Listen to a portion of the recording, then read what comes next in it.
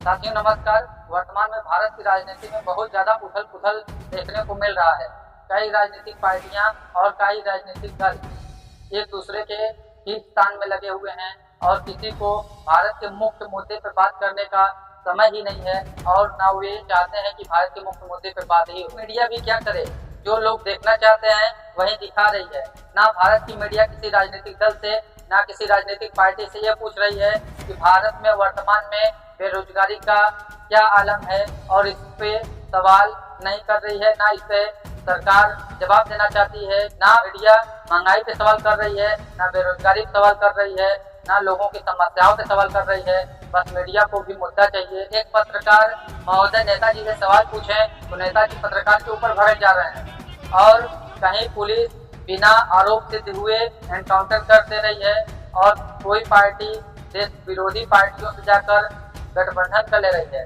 क्या राजनीति के लिए कोई पार्टी इतना गिर सकती है? क्या यहाँ पर बिना दोष सिद्ध हुए एनकाउंटर किया जा सकता है? या कोई नेता भ्रष्टाचार के मुद्दे पर सवाल करने पर भड़क सकता है? क्या हमारे देश में क्या हो रहा है कि कोई व्यक्ति अपना काम करना ही नहीं चाहता है और उस पद पर विराजमान है? मैं इन नेता साहब को कहना चाहता हूँ, यदि वे अपने पद और पद की गरिमा को नहीं समझ रहे हैं, वे अपने पद से इस्तीफा दें। मैं यूपी पुलिस को यह कहना चाहता हूँ कि यदि वे किसी अपराधी को कंट्रोल नहीं कर सकते हैं तो उसके लिए टास्क फोर्स बनाएं और बड़ी सुरक्षा के साथ उसको पकड़ने जाएं।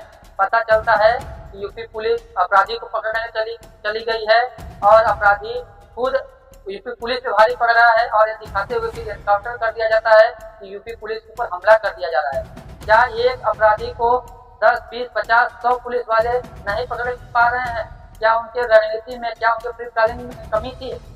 ये सब चीजें पुलिस को पहले से सोचना चाहिए।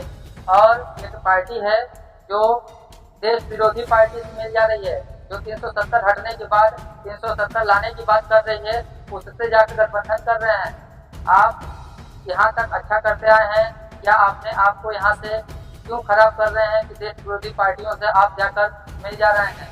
कहीं भी राजनीतिक फायदे के लिए कुछ भी करने के लिए कोई तैयार है? क्या यही देश में हमारे चलने वाला है कि कोई भी व्यक्ति ना महंगाई की बात करना चाह रहा है, ना बेरोजगारी पर, ना जनता की मुख्य समस्याओं पर? बस पक्ष की बात है तो हम नहीं मानेंगे, विपक्ष की बात है तो हम नहीं मानेंगे। बस यही चल रहा है और देश के मुख्य मुद्दे पे तो बात ही नहीं हो रही है।